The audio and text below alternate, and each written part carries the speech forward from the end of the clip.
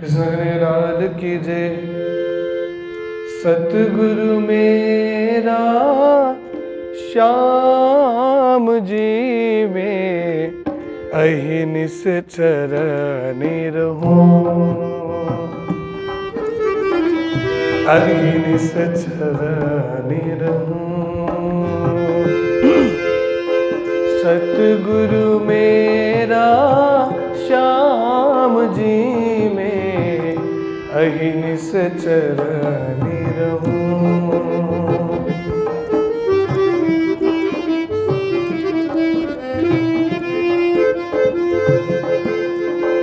सनमंद मेरा याहि सो में, सनमंद मेरा याहि सो में, ताथे सदा सुख ले हूँ। सतगुरु मेरा श्याम जी में अहिनिस चरनि रहूं, अहिनिस चरनि रहूं।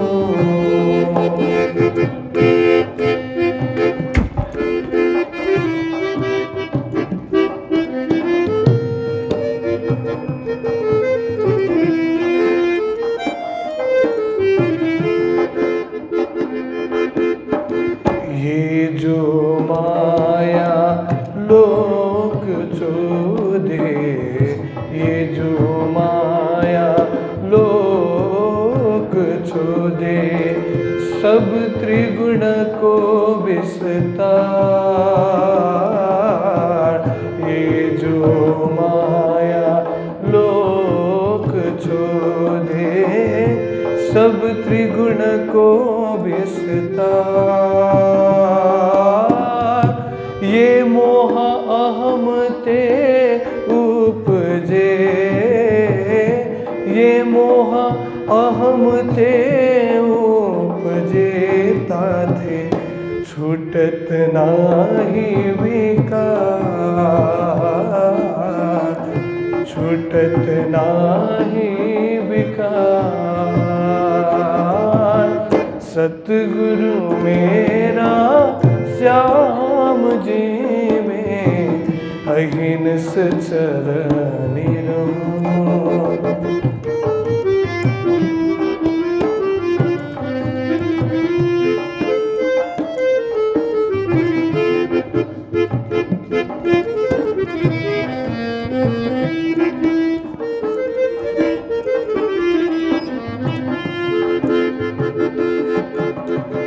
इत शास्त्र शब्द कहीं पसरे, इत शास्त्र शब्द कहीं पसरे, ताको खोज करे संसार।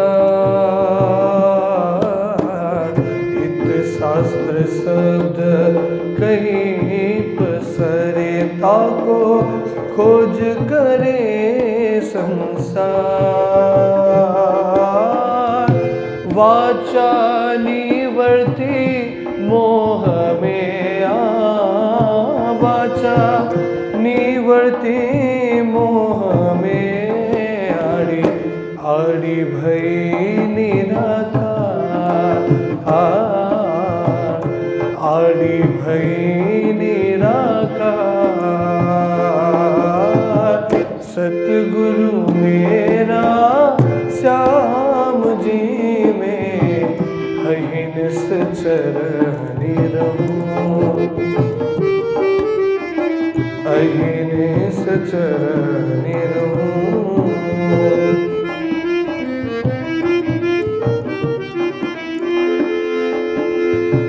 सो बुध जिये शास्त्र ले, सुबुध जी शास्त्र ले, सभी को कार्यो सार।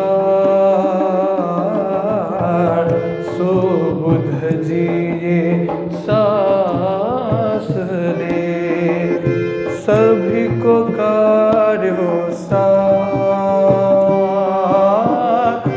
जो कोई सदा संसार में, जो कोई सदा संसार में, ताको भलो कियो निर्वार, ताको भलो कियो निर्वार। सतगुरु मेरा श्याम जी में अहिंस चरणिरहूं। सतगुरु मेरा श्याम जी में अहिंस चरणिरहूं। सनबंध मेरा याहि सोवे, सनबंध मेरा याहि सोवे, ताथे सदा सुख ले हूँ। सतगुरु मेरा श्याम जी में अहिंस चरणिरहूं। अहिंस चरणिरहूं। अहिंस चरणिरहूं।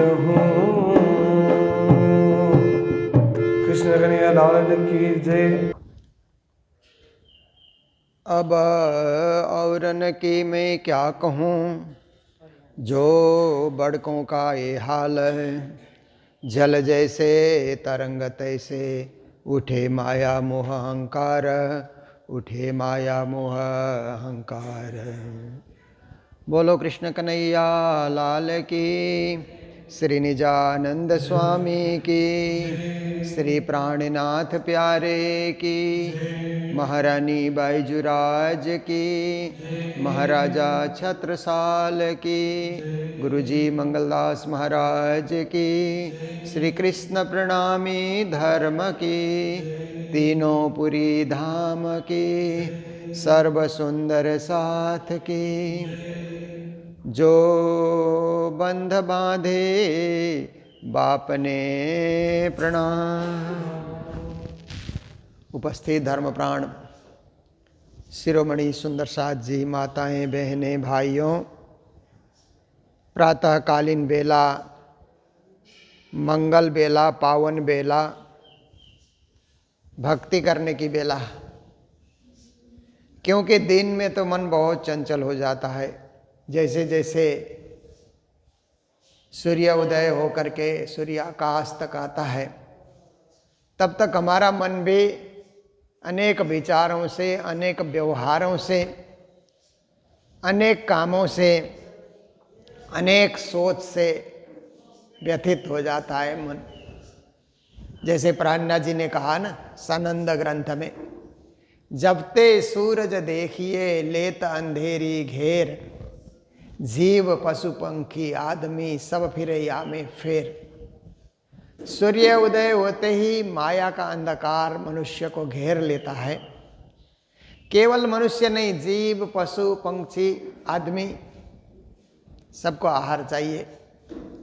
रात को तो कहीं जा नहीं सकते, इसलिए अपने अपने घोंसले में या अपने अपने विश्राम कक्ष में सो जाते हैं।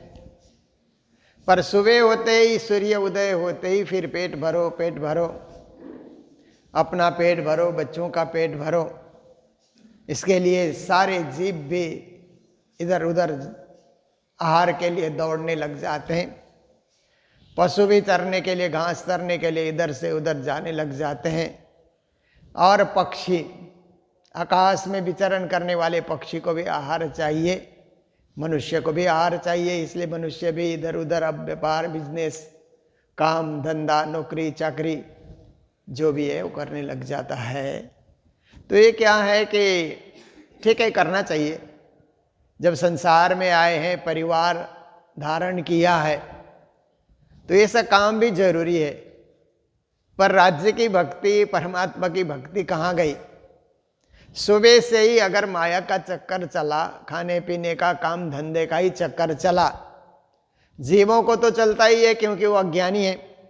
उनके पास विवेक नहीं है, सोच नहीं है। पर मनुष्य भी उसी चक्कर में चला गया प्रातः काल से शाम तक, तो उसका मनुष्य होने का अर्थ क्या निकला? इसलिए मनुष्य को शाम सुबेरे भक्ति में, पूजा में बने तो आधा घंटा करें, और रिटायर है तो 1 घंटा करें, क्योंकि रिटायर लोगों का तो और काम नहीं होता है। भक्ति ही करो, अच्छाई से ही जुड़े रहो, सतगुण से जुड़े रहो, राज्य से जुड़े रहो। अभी काम है, काम कमाई धंधा कर रहे हैं तो आधा घंटा, विद्यार्थी हैं तो 10 मिनट, क्योंकि विद्यार्थी की पढ़ाई बहुत होती है, उनको याद करना पड़ता है। कितने सारे सब्जेक्ट होते हैं आजकल, उनको कंठस्थ करना। पहले तो क्या होता है कि क्लास 6 तक आप सोचिए, रटी रटाई बात होती है ना, याद करके एग्जाम में लिख दो जो भी पाठ आपके सामने है। तो ऐसे भी रट लेते हैं ना, हम लोग भी रटते थे। 8-10 ऐसे मैंने भी याद किया था क्लास 6-7 तक। उसके बाद टीचर कहते हैं अब अपनी समझ से लिखो, रटी रटाई बात को नहीं चलेगा, आप अपना विवेक प्रयोग करो। और कैसे ऐसे लिखना, कैसे निबंध, इससे कोई निबंध कहते हैं ना, चिट्ठी कैसे लिखना, व्याकरण क्या है, ग्रामर क्या है, मैथमेटिक्स क्या है, ये सब विवेक से करो। अब रटी रटाई नहीं चलेगा तो कितना बोझ आ जाता है, फिर पुस्तकों का बोझ, पढ़ाई का बोझ। इसलिए उनके लिए 10 मिनट बोल देना चाहिए, बच्चा 10 मिनट करो, 10 मिनट नहीं तो 5 मिनट करो। इतने से भी तुम्हारा कल्याण हो जाएगा, तुम्हारी विद्या बुद्धि बढ़ेगी। हम तो छोटे छोटे बच्चे अभी निज नाम दिलाते हैं, माता पिता सुंदर साथ हैं तो बच्चों को भी छोटी उम्र में दिलाना चाहते हैं। हम लोगों से भी ऐसे ही हुआ, बचपन में कब दिलाया निज नाम कुछ पता ही नहीं है। जब जानकारी मिली तब गुरु का परिचय हुआ। पहले तो अभी 1 साल में निज नाम दिया तो किसको पता लगेगा। कई लोग करते हैं कि अभी हम लोग प्रसाद पाते हैं तो इसको भी प्रसाद चटा देंगे, इसलिए बचपन में ही देते हैं। तो ऐसे बच्चे को जब निज नाम देते हैं तो 1 लाइन निज नाम, ऐसे तो अभी निज नाम तो 6 चौपाई में है, पर ऊपर जो 1 लाइन है, प्रथम पंक्ति कहते हैं ना, उसमें 16 अक्षर हैं। उसी को षोडशाक्षरी निज नाम बीज मंत्र कहा जाता है, जो श्री कृष्ण जी ने देवचंद्र जी महाराज को उतना ही दिया था। फिर देवचंद्र जी महाराज ने, प्राणनाथ जी ने उसकी व्याख्या की तो 6 चौपाई हो गई। उसी का अर्थ किया, उसी का विस्तार किया, उसी का रहस्य खोला उन्होंने उसमें, और उजागर हो जाए। तो छोटे बच्चों को तो 16 अक्षर याद करा के, बेटा या बेटी ये 5 बार मंदिर के आगे खड़े होकर के तुम बोलो और स्कूल चले जाओ। जब नाश्ता करके ड्रेस पहन करके स्कूल जाने की तैयारी होती है ना, हाथ जोड़ करके मंदिर के आगे इतना ही बोलो, पर्याप्त है तुम्हारे लिए।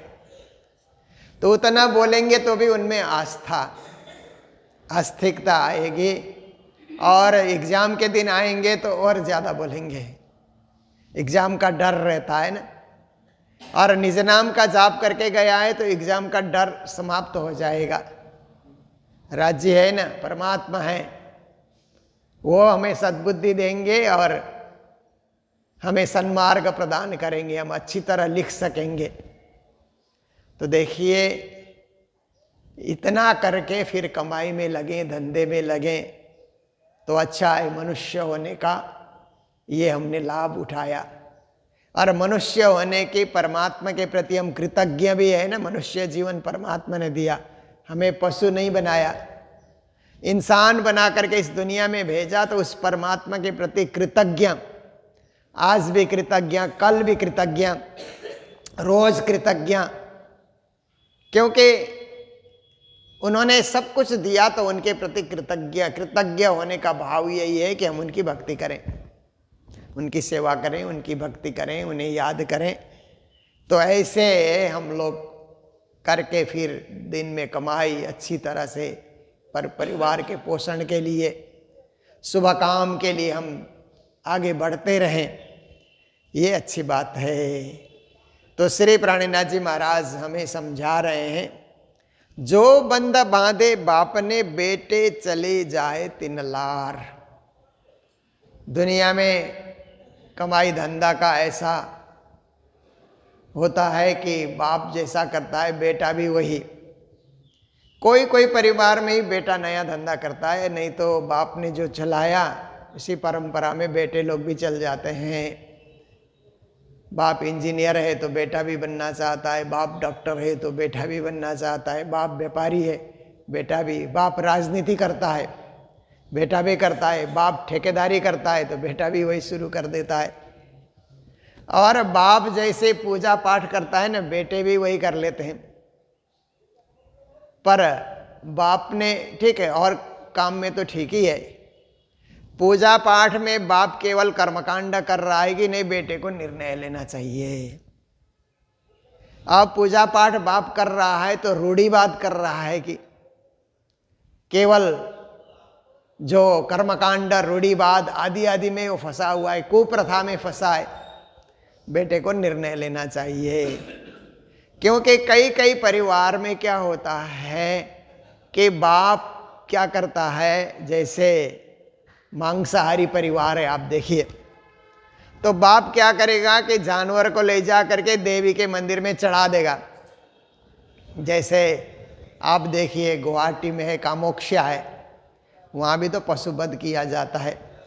नेपाल में मनोकामना देवी है, वहाँ भी पशुवध। और भी मैंने मध्य प्रदेश में भी कई कई जगह देखा कि वहाँ पर पशुवध किया जाता है। बाप ऐसा कर रहा है तो बेटा भी करने लगेगा, पर बेटा अपने दिमाग का प्रयोग करेगा कि बौद्ध तो कोई धर्म नहीं है।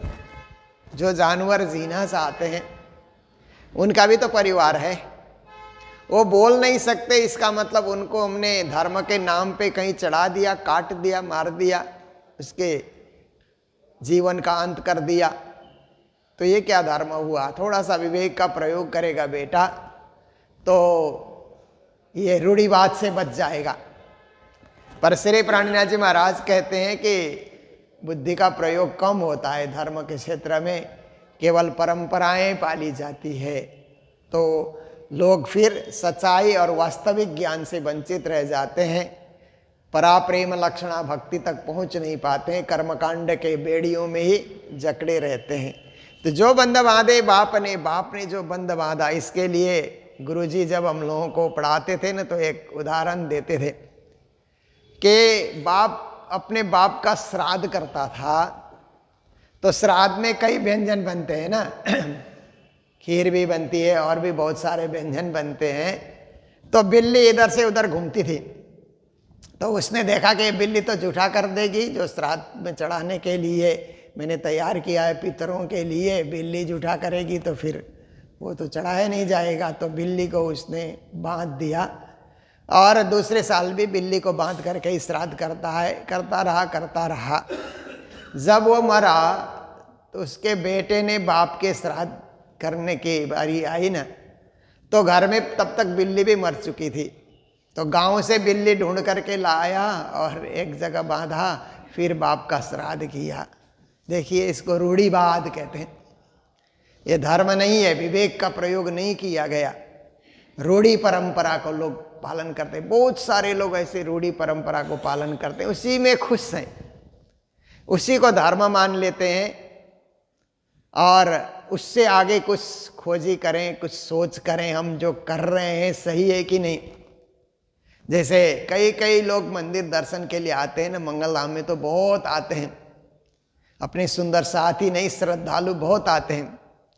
तो अगरबत्ती लेकर के आएंगे ना, एक अगरबत्ती के पैकेट में 20 तो 20 15 20 उसमें वो अगरबत्ती के अलग अलग सीख होते हैं ना, समूचा ही जला देते हैं।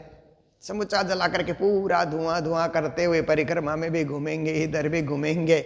तो बाप ने ऐसे ही किया होगा, माँ बाप ने ऐसे ही पहले किया होगा। पहले तो अब अगरबत्ती का भी जमाना नहीं था, कोयले में धूप डालते थे ना, पूरा धुआं करके मच्छर भी भाग जाए और देवी देवता भी भाग जाएं। इतना धुआं करने से आदमी ही नहीं रह सकता है, तो देवता लोग कहाँ से रहेंगे। पर वो रूढ़िवाद है, उसी को उन्होंने अगरबत्ती जलाने का अर्थ क्या है, सुगंधित वातावरण करना। उसके लिए एक जलाएंगे तो भी काफ़ी है, एक की भी सुगंधी अच्छी आती, एक जलाओ तो सुगंधी आती है और ज़्यादा जलाओ तो वो धुआं जैसा लगता है, सुगंधी गायब हो जाती है। पर रूढ़िवाद है, उसी को लोग धर्म मान लेते हैं। तो ऐसे तो कई कई चीज़ आप गहराई में जा कर के देखेंगे ना, तो अधिकांश लोग वो परंपरा, रूढ़िवाद, कुप्रथा, कुरीति, आडंबर, चमत्कार, उसी को धर्म मान करके बैठ जाते हैं। तो श्री प्राणीनाथ जी महाराज कहते हैं धर्म है भक्ति, धर्म है अनुराग, धर्म है समर्पण। तो उस गहराई में हमको जाना है। बाप ने क्या किया ऐसा हमको नहीं करना है, बाप ने अपने ढंग से किया ठीक है, हम अपने विवेक का प्रयोग करके, अनुसंधान करके, उसका गहराई से अध्ययन करके हम भक्ति मार्ग में लगेंगे। तो कहते हैं जो बंद बांधे बाप ने बेटे चले जाए तीन लार, जीव उर्जे जाली छलकी। ये करने से क्या है कि ये कर्मकांड रूपी छल रूपी जाली कहते हैं ना। कर्मकांड तो एक बकड़ी के जाल के समान ही है, उसका भी कोई अंत नहीं होता है, पूजा पाठ का कोई अंत नहीं होता है। तो आजकल लोग क्या करने लगे कि ब्राह्मण लोग कर्मकांड करने आते हैं, कराना भी पड़ता है, भूमि पूजन है या विवाह के समय में ग्रह पूजन है, नवग्रह पूजन है, तो लोग 3 घंटा 4 घंटा लगा देते थे। पहले पहले विवाह में पूरी रात लगा देते थे ब्राह्मण लोग। तो आजकल क्या होता है कि उनको बोल दिया जाता है आप 2 घंटे में ख़त्म करो, तो कर्मकांड कम हो जाता है। फिर कई कई जगह तो 1 घंटे में, 1 घंटे में आप हवन करना है, जो करना है आप कंप्लीट कर दीजिए, तो वो भी हो जाता है। तो देखिए कर्मकांड का जितना विस्तार कीजिए, जितनी जाली आप फैलाइए, संक्षेप में करना ठीक है। क्योंकि हमारे प्रणामी परंपरा में क्या है कि रोज हवन का विधान नहीं है, पर रोज आरती तो करते हैं ना। आरती और हवन में कोई फर्क नहीं है, वही सुगंधी है, वही घी है, वही सब चावल है, वही सब द्रव्य है। बल्कि हवन में चावल जल जाते हैं, आरती में चावल भी नहीं जलते हैं। तो देखिए एक ही उसका अर्थ होता है। तो एक संक्षेप परंपरा, आरती में संक्षेप परंपरा आई, हवन में क्या है कि लंबी परंपरा है, इतना ही है। ये हम लोग हिंदू समाज में ये ना करो वो ना करो हम लोग नहीं कहते हैं, क्योंकि हम लोग हिंदू धर्म का भी नेतृत्व करते हैं। पर हर एक चीज़ को इतना विस्तार नहीं देना चाहिए कि आने वाली पीढ़ी उसको पकड़ न पाए, और पकड़ पाए तो भी कुप्रथा में ही रह जाए, ऐसी बात नहीं है। उसका अर्थ खोल करके, मैंने विदेशों की शादी भी देखी, अपने हिंदू समाज जो विदेश में रहता है उनकी शादियों में भी जाने का मौका मिला। तो वहाँ पर जो ब्राह्मण होते हैं, साउथ इंडिया के ज़्यादा ब्राह्मण विदेशों में हैं, अब तो नॉर्थ इंडिया के भी बहुत सारे हैं। तो जो श्लोक बोलते हैं ना, ऐसे करो, लड़के को बोलेंगे लड़की को बोलेंगे, तो मीनिंग बताओ बोलते हैं पहले, ये जो मेरे से करा रहे हो इसका मीनिंग क्या है? तो बोल देता है वो ब्राह्मण, इसका अर्थ ये है। तो फिर सप्तपदी कहते हैं ना विवाह में 7-7 बार चलना। तो उस समय पूछते हैं ये क्या है, तो कहते हैं कि 7 बार इसलिए प्रतिज्ञा कर रहे हो कि ये शादी का बंधन हम नहीं छोड़ेंगे, नहीं छोड़ेंगे, नहीं छोड़ेंगे, एक प्रतिज्ञा है। तो बच्चों को अच्छा लगता है, फिर शादी करने वाले दूल्हा दुल्हन को भी अच्छा लगता है कि बात सही है, हम 7-7 बार प्रतिज्ञा कर चुके हैं। तो देखिए संसार के अंतर्गत आजकल का ज़माना, अब जान करके समझ करके भी करने का ज़माना आया। कुछ समझना चाहते हैं, कुछ करना ही नहीं चाहते हैं। कुछ देखते हैं ये, क्योंकि बड़े लोग बड़ा समय लेकर के पूजा पाठ करते हैं, तो आने वाली पीढ़ी कहती है कि इतना लंबा हमसे होगा नहीं, इससे अच्छा हम करेंगे ही नहीं। तो उनको छोटा नियम देना है, आप छोटा करिए, पर करिए जरूर, क्योंकि करने से ही जीवन में एक आध्यात्मिकता का लाभ होगा, और जीवन में आपको एक ऊर्जा कहते हैं ना, शक्ति, आध्यात्मिक ऊर्जा मिलती रहेगी, आध्यात्मिक शक्ति मिलती रहेगी। इसलिए करना जरूरी है, यही शिक्षा हम लोगों को देनी है। तो श्री जी महाराज कहते हैं उनको जाली में उलझा करके और माया मोह अहंकार में उलझा करके नहीं रखना चाहिए। द्यो हरे मस्जिद आपा सरे, सब लगे माहे रोजगार। फिर प्राणनाथ जी महाराज तो बहुत घूमे, सब जगह जागनी यात्रा में जाते रहे, तो कई कई मंदिरों में ठहरने का मौका मिला। और देवरे कहते हैं ना, तो वहाँ भी ठहरने का मौका मिला। और मस्जिद बने हुए हैं, मुस्लिम लोगों का राज्य था तो जगह जगह मस्जिद बने हुए थे। वहाँ भी प्राणनाथ जी महाराज ने देखा, उन्होंने मेरता में ही देख लिया था। और आपासरे जैन लोग, जैनियों में आप देखिए सुबह उठ करके सीधा दर्शन करने जाते हैं ना, धोती लपेट करके, सिले हुए वस्त्र भी नहीं पहनते, सीधा जा करके सुबह दर्शन करते हैं, फिर आकर के अपना काम धंधा या नाश्ता पानी बाद में करते हैं। नज़दीक में आपासरे इत्यादि जो बने हुए हैं सब हैं। पर श्री प्राणनाथ जी महाराज कहते हैं सबे लगे माहे रोजगार। सभी वहाँ कुछ न कुछ रोजगार चलाना चाहते हैं। कई लोगों ने मंदिर खोला है ना, वो आय का स्रोत बनाने के लिए।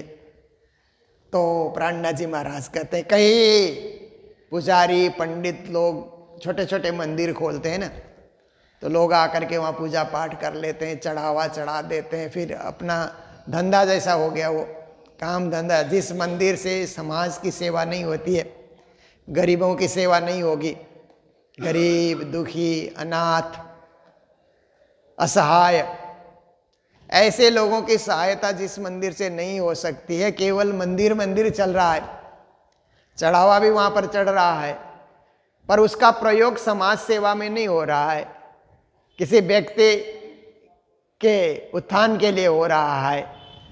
तो श्री प्राणनाथ जी महाराज कहते हैं ये भी अच्छा नहीं है, ये भी एक रोजगार हो गया। फिर बाहर दिखावे बंदगी, कई बाहर से सेवा भाव दिखाते हैं। माया मोह अहंकार, अंदर माया भरी हुई है, मोह भरा हुआ है, अहंकार भरा हुआ है। जैसे ज्योतिषी लोगों को देखिए, ऐसे ज्योतिष शास्त्र भी महान शास्त्र है, पर ज्योतिषी लोग क्या करते हैं, ये ग्रह लगा ऐसे करके ये पूजा करो, ये पाठ करो, फिर वही पैसा चढ़ाने वाली बात आती है। इस पूजा के लिए कितना लगेगा, इतना लगेगा बोलेंगे, तो और कम में कर दीजिए ना, फिर घटा भी देते हैं, तो रोजगार जैसा हो गया। फिर ऐसा करने से क्या है कि शास्त्रों में और धर्म में लोगों का विश्वास कम हो जाएगा। तो ऐसे कई लोग क्या है कि धर्म को ही धंधा बना देना, धर्म को ही पेट पालन का एक विषय बना देना। पेटारथु कहते हैं ना, हम तो है पेटारथु। देवचंद्र जी महाराज ने पूछा था ना वो पुजारी जी को, आपको कितने बार दर्शन हुए? तो कहते हैं हम तो पेट भरने के लिए पूजा करते हैं। तो ये चीज़ तब से चली आ रही, कोई आज की बात नहीं है। आज हम लोग देख करके आश्चर्य में पड़े, ऐसी बात नहीं है, ये प्राचीन जमाने से ही ये रंग ढंग चला आ रहा है। श्री प्राणनाथ जी को ये पसंद नहीं है, क्योंकि प्राणनाथ जी महाराज तो कहते हैं समाज में एक जागृति चाहिए, धर्म की चेतना चाहिए। देश में मुगलों का राज चल रहा है, हम रूढ़िवाद में कर्मकांड में पड़े रहें, पूरे समाज का संगठन कैसे होगा, पूरी मानवता की जागनी कैसे होगी, देश स्वतंत्र कैसे होगा, धर्म स्वतंत्र? तब तो मात्र देश परतंत्र नहीं था, धर्म भी तो परतंत्र था, क्योंकि मुगलों ने तो दो बार हिंदू रहोगे तो जेजिया कर भरो, औरंगजेब ने भी जेजिया कर लगाया। श्री जी ने लिखा ना, असुरे लगाया रे हिंदुओं पर जेजिया, वा को मिले नहीं खान पान, जो गरीब न दे सके जेजिया, ताए मार करे मुसलमान। चौपाई वाणी में असुर ने, जो शासक असुर शासक है, उसने हिंदुओं पर जेजिया कर लगा दिया। तो धर्म भी परतंत्र था उस समय।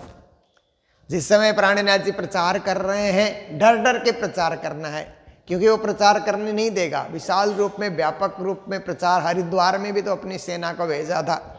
जब भी कुंभ मेला लगता था तो सेनाओं को भेज देना और अखाड़े वाले को भिड़ा देना आपस में, तुम आपस में ही नहाने के लिए लड़ो मरो। तो तुम्हारा क्या है कि आपस में ही लड़ते रहोगे, देश कि स्वतंत्रता के लिए बात ही नहीं करोगे, उतनी सोच तुम्हारी होगी नहीं, इसलिए लड़ाया भिड़ाया जाता था, शास्त्रार्थ कराया जाता था, आपस में ही लड़ो।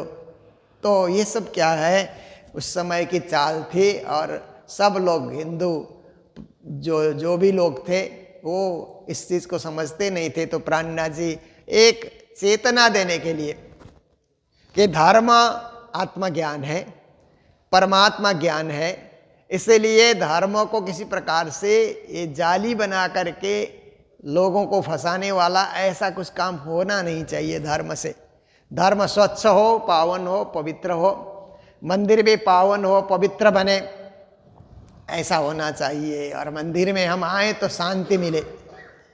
जब भी हम मंदिर में आए ना, शांत वातावरण हो, मधुर ध्वनि में भजन बज रहे हो तो कितना अच्छा लगता है। मंदिर प्रवेश करते ही मधुर ध्वनि में भजन की आवाज़ आ रही है, आप आइए, प्रेम से प्रणाम कीजिए, परिक्रमा कीजिए, और पुजारी आपको चरणामृत प्रसाद दे रहा है, चंदन लगा रहा है। एक अलग से ऐसा लगता है कि एक वातावरण, नई चीज़। और मेरे जीवन में एक परमात्मा का आशीर्वाद आ रहा है। पुजारी तो कर रहा है, पुजारी तो माध्यम है ना, राज्य उठ के तो नहीं आएंगे, इसीलिए किसी के थ्रू राज्य कराते हैं। तो पुजारी लोग माध्यम हो गए राज्य का आशीर्वाद देने के लिए, राज्य का प्रसाद देने के लिए, राज्य का चंदन लगाने के लिए। ऐसे सुव्यवस्थित, सुंदर, सुमंगल ऐसे ऐसे वातावरण मंदिर में हम लोग सृजना करें। इसी प्रकार का वातावरण सभी लोग उपस्थित करें, सभी धर्म वाले अपने अपने मंदिरों में ऐसा वातावरण उपस्थित करें। अभी कभी कई मंदिरों में आप जाइए ना, इतने लंबे लाइन भिखारियों की लगी रहती है। तो मंदिर की ओर से उनके लिए व्यवस्था किया जाए। मंदिर में बहुत चढ़ावा चढ़ रहा है, इसीलिए तो भिखारियों को भी लगता है वहाँ चढ़ाने वाले यहाँ भी देंगे, तो मंदिर ही ऐसा एक आश्रम खोल करके उन सब के लिए व्यवस्था कर दे, भोजन की व्यवस्था करे, ताकि उनको भीख मांगना न पड़े। और भिखारियों को भी क्या होता है, भीख मांगने की आदत होती है ना, तो वो लोग सुधरते नहीं है फिर, क्योंकि मुफ्त में उनको मिल रहा है, मुफ्त में मिल रहा है। किसी आश्रम में जाएंगे तो दारू, शराब, ये सब जो है मांसाहार, जो भी अखाद्य खाते हैं वो नहीं मिलेगा, इसके लिए भी वो जाना नहीं चाहते। नहीं तो भारत में इतने सारे आश्रम हैं कि भारत के सारे भिखारी वहाँ समा सकते हैं और कोई एक भी भूखा नहीं मरेगा। बहुत सारे आश्रम में सुधर करके रहें और सात्विक बन करके रहें तो कोई मना नहीं करेगा, पर तामसी आहार व्यवहार शुरू करेंगे तो भगा देंगे फिर वहाँ से, क्योंकि आश्रम का वातावरण ही बिगड़ जाता है। ऐसा कोई आ गया व्यक्ति तो देखिए भीख मांगने की भी आदत हो जाती है। फिर लोग देते हैं, कभी कभी कुछ भिखारी ऐसे दिखते हैं कि मन पिघल जाता है, किसी का पाँव टूटा हुआ, हाथ टूटा हुआ है, अंग भंगा ऐसे वाले भी होते हैं, तो मन द्रवित हो जाता है तो दे दिया जाता है। देने से उनको लगता है कि मिल रहा है इसलिए बैठे रहो। तो ये सब क्या है कि मंदिर में हम लोग जाएं तो स्वच्छ वातावरण हो, साफ सुथरा, पावन पवित्र, फूल की सुगंधी आए, फूल की सुगंधी वहाँ आए, अगरबत्ती की सुगंधी, चंदन की सुगंधी, कैसे दिमाग हमारा स्वच्छ हो जाएगा। दिमाग में एक आस्तिकता, एक परमात्मा के प्रति अनुराग, समर्पण का भाव जाग जाता है। तो श्री जी महाराज की यही शिक्षा है कि हम ऐसे ही वातावरण, ऐसी ही व्यवस्था और इसी प्रकार के जो है सेवा का कार्य हम मंदिर से करते रहें। केवल दिखावे के लिए हम बंदगी करें और सेवा में हम संलग्न न हो, सेवा में हम खड़े नहीं होते हैं तो भी ठीक नहीं है। समाज सेवा भी एक चीज़ है जो साथ साथ में हम करते चलें, ये बहुत ज़रूरी है। तो हमारा आज का चर्चा का समय यहीं पूरा होता है। ये तो अनंत है, चौपाइयाँ अनंत है और रोज़ रोज़ एक दो चौपाई का सारी रखने का प्रयास करते हैं। तो आप सब लोग इसका आनंद ले ही रहे हैं, जीवन को धन्य बना रहे हैं। तो आज के दिन मंगलधाम में हमारे सिक्किम के BM रामू दामू, जो राजनीति क्षेत्र में भी रहे, मंत्री भी बने, उनकी धर्मपत्नी विष्णु माया रामू दामू का धाम गमन की तिथि है। उनकी ओर से उन्होंने भंडारे की सेवा दी है। हमारे हैदराबाद निवासी ब्रिज गोपाल जी जो धाम पधार गए, गोपी किशन भंडारी के सुपुत्र जी, उनकी भी तिथि है। तो राजकुमार जी उनके सुपुत्र ने पिताजी की तिथि पर भंडारे की सेवा भेजी है। तो ऐसे ही और भी बहुत सारे जो सुंदर साथ कभी जन्म के अवसर पे, कभी सालगिरह में, कभी धाम गमन की तिथि पे, मंगल धाम में ये सब भंडारे देना चाहते हैं। उन सबको मंगल बधाई। धामवासी आत्माओं के प्रति श्रद्धांजलि देते हैं और जो उनके नाम से काम कर रहे हैं उनके प्रति मंगल बधाई देते हुए चौपाई को हम दोहरा रहे हैं। बोलो सतगुरु महाराज की, श्री प्राणनाथ प्यारे की, सर्व सुंदर साथ की। द्यो हरे मसित आपासरे,